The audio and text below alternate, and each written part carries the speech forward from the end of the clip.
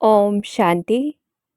आज 18 नवंबर 2023 की मुरली में चारों सब्जेक्ट्स के ऊपर अटेंशन खिंचवाते, विशेष योग के ऊपर बाबा अंडरलाइन कराते और फिर सेवा के ऊपर। तो इक्वेशंस के माध्यम से हम मुरली को समझेंगे, धारण करेंगे कि इस रूहानी पढ़ाई में भी सब्जेक्ट है, पर पहले नंबर में जो सब्जेक्ट है वो है याद, पीछे है पढ़ाई और बाकी सब तो गुप्त है कि कितनी धारणा हुई और कितनी सेवा हुई। तो ज्ञानी हमें कब कहा जाएगा? जब एक भी संकल्प व बोल व्यर्थ न जाए। तो चेकिंग भी करनी है कि जिस समय कोई भी संकल्प व बोल व्यर्थ है, उस समय हमने ज्ञान का यूज नहीं किया है। फिर नशे और खुशी में रहना है कि कोटों में कोई ही ये वर्षा प्राप्त करते, और अब तो हमारी बुद्धि विशाल हो गई है। तो बुद्धि में सदा रहे कि पतित पावन हमारा बाबा है और हम जानते हैं कि वो निराकार शिव बाबा इस समय आया हुआ है। फिर नशा रहे कि हमारी बात तो सेकंड की है, सेकंड में बाप से वर्षा मिलता, स्वर्ग की राजाई प्राप्त होती, और इस समय स्वयं भगवान हमें लक्ष्मी नारायण के समान पावन बना रहे हैं। और खुशी रहे, नशा रहे कि हम बच्चों के पास सच्चा अविनाशी धन है, सबसे ज्यादा साहूकार हम हैं।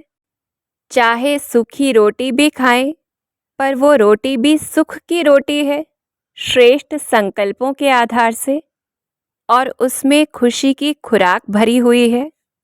तो ऐसे हम सदा खुशहाल, ऐसे जिसे देखकर और भी खुश हो जाएं, खुशहाल हो जाएं, हम खुश नसीब आत्माएं हैं। तो ये स्मृति रखनी है। और फिर हमारे मुख्य सब्जेक्ट के ऊपर ध्यान देना है, योग के ऊपर।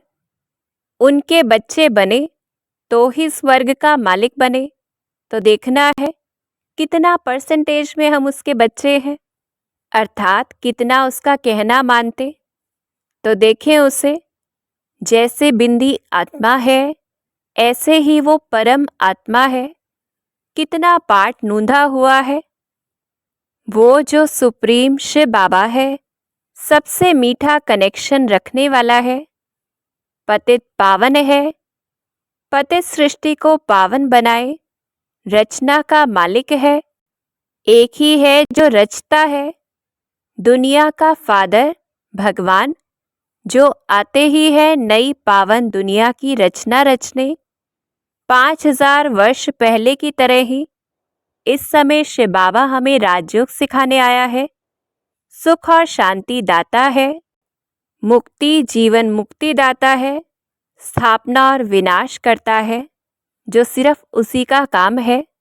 तो ऐसे हम शिव बाबा को याद करें और उस सत्य को भी याद करें जहाँ शांति और सुख है। देखें हम उस दुनिया को, पहुँच जाएं जहाँ जीवन मुक्ति में हम हैं। नई दुनिया है, नया भारत है, राम राज्य है, पावन दुनिया है। बड़ा रेगुलर सब चलता है, कम ज्यादा बारिश नहीं होती। है ही एक आदि सनातन देवी देवता धर्म, माया रावण का राज्य ही नहीं, सुख धाम है, दुख की बात ही नहीं। सूर्यवंशी राज्य है, हम 16 कला संपूर्ण सतो प्रधान है। पुण्य आत्माओं की ये निर्विकारी दुनिया है। देखें हम इसे, जहाँ हम आत्मा है और ये शरीर बूढ़ा होता है, इसको अब छोड़ना है, ये ख्याल बुद्धि में रहता है। तो ऐसे नई दुनिया को भी याद करना है और शिव बाबा को भी। जितना ज्ञान होगा बुद्धि में, गृहस्थ व्यवहार में रहते, जितना मीठे बाप के साथ पूरा योग होगा, हम देही अभिमानी होंगे, तो धारणा भी होगी, सर्विस भी अच्छी कर सकेंगे, अति स्वीट बन जाएंगे, हमारे अंदर से किचड़ा निकल जाएगा और स्पष्ट किसी को भी सुना पाएंगे। सारा समय विचार सागर मंथन चलता रहेगा, सुन करके किसी को ज्ञान सुनाने की दिल होगी और ऊंच पद भी पाएंगे। तो आधार क्या है? जितना बुद्धि में ज्ञान रहेगा, आत्मिक स्थिति में शिव बाबा की याद होगी। फिर अगर बाप को भूल जाते तो क्या होता? देह अभिमान का किचड़ा हमारे ऊपर पड़ेगा। लोभ मोह आदि वो सब भी आ जाएंगे। माया के तूफान आएंगे। पुराने मित्र संबंधी आदि याद पड़ेंगे। आत्मा को मैला व किचड़ा कर देते ऐसे संकल्प, जिससे फिर घबरा जाते। तो घबराना नहीं है, आत्मिक स्थिति को पक्का करना है। शिव बाबा को याद करना है, यही सेफ्टी का साधन है। और फिर धारणा मूर्त बनना है। बुद्धि में सदा ज्ञान भी टपकता रहे, अवस्था भी मजबूत हो, तो देह अभिमान में, क्रोध या मोह में गिरने की बात ही नहीं होगी। बहुत शौक भी रहेगा मनुष्य को देवता बनाने की सर्विस करने का। और हड्डी धारणा भी होगी कि कोई फिर प्रश्न पूछे तो समझा भी सके। तो जितना ज्ञान और योग होगा, धारणा ऑटोमेटिक होगी और उस आधार पर ही सेवा होगी। तो बाबा हमें पक्का कराते कि अच्छा टीचर कैसा होता है, जिससे सब खुश होते, पढ़ाते भी अच्छा, सबको आत्मिक प्यार भी करते, छोटे सेंटर को बड़ा बनाते। तो कैसे बनना है अच्छा टीचर? विचार सागर मंथन कर, स्वयं में हड्डी धारणा कर, फिर दूसरों को भी समझाना है, सबका कल्याण करना है। तो हमारा मान भी बहुत होगा। निडर होके गुप्त रूप से जहां तहां सेवा करनी है, भले ड्रेस बदल कर, चित्र सदैव पास में रख। तो आज बाबा हमें प्रेरित करते कि शिव बाबा का परिचय हम प्रश्नावली के माध्यम से करें। प्रश्न पूछें औरों से भी। जैसे गीता में बताया गया है कि भगवान ने राजयोग सिखाया, काम महाशत्रु है, विकारों पर जीत प्राप्त कराई। तो पूछना है कि गीता के अंदर ये नॉलेज किसने सुनाई और उससे कौन सा धर्म स्थापन हुआ। फिर गीता में जो कहा है, कौन ऐसा कह सकता है मन मना भव, मुझे याद करो, विष्णुपुरी को याद करो। और भगवान उवाच किसके लिए कहा गया है। फिर श्री कृष्ण का भी साथ में परिचय देना है कि वो कब आया और अभी किस रूप में है। पूछना है कि वो पतित पावन जिसके लिए कहा जाता, वो कौन है? क्या गंगा है या और कोई है?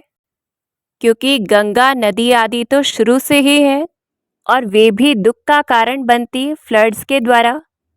फिर पतित पावन कहकर बुला रहे हैं तो जरूर ये दुनिया पतित है। और बताना है कि जब वो आता है तो हमको स्वर्ग का, मुक्ति, जीवन मुक्ति का वर्षा देता है। फिर शिव बाबा के परिचय में निराकार अक्षर जरूर डालना है, नहीं तो साकार को ही समझ लेते। फिर पूछना है किसने कहा या किस शास्त्र में है कि वो सर्वव्यापी है। और आत्मा पतित है तो कह नहीं सकते कि सब में ईश्वर है, क्योंकि परमात्मा तो पतित पावन है। फिर शिव बाबा के चित्र में ये स्पष्ट करना है कि ज्योतिर्लिंगम जितना वो बड़ा नहीं, जैसे आत्मा है ऐसे ही वो भी स्टार के मिसल है। जो गाते हैं भ्रिकुटी के बीच में चमकता है अजब सितारा। तो ऐसे गीता को मुख्य रखते हुए शिव बाबा का परिचय देना है। और एक तरफ शिव की महिमा, दूसरी तरफ श्री कृष्ण की महिमा। फिर साथ में जो वो सत्युग बनाता, उसका भी परिचय देना है कि सत्युग में सुख है, दुख नहीं। तभी तो उसकी महिमा है उस सत्युग की। उसको राम राज्य कहते तो जरूर ये रावण राज्य है, क्योंकि यहाँ दुख है।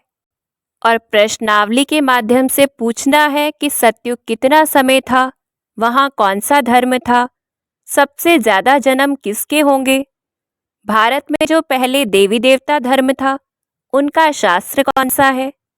तो बाबा हमें तरीके बता रहे हैं कैसे अनेक प्रश्नों के द्वारा हम उन्हें उत्तर दें और सेवा करें। श्री कृष्ण के 84 जन्म दिखाते, फिर पिछाड़ी में ब्रह्मा को कैसे अडॉप्ट किया वो चित्र दिखाना है। लक्ष्मी नारायण के भी 84 जन्म दिखाने हैं।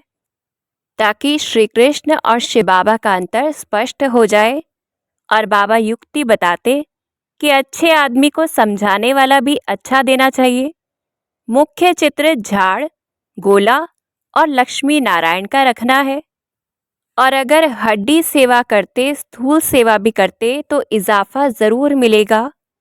तो बाबा अंत में पक्का कराते कि अपने लिए ही कमाई करनी है, आप समान बनाने की मेहनत करनी है।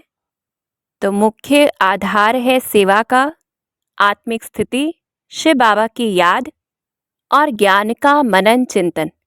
तो फाउंडेशन को पक्का करते सर्विसेबल बनना है। अच्छा, ओम शांति।